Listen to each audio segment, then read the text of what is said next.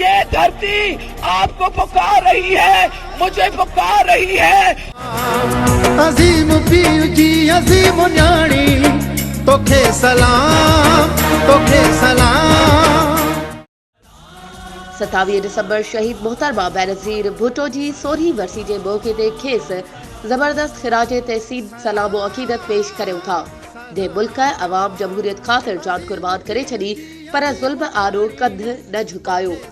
हूअ वफ़ाक़ जी ज़ंजीर हुई जेके शहीद करे अवाम खां रोशनी जी उम्मीद खसी वई।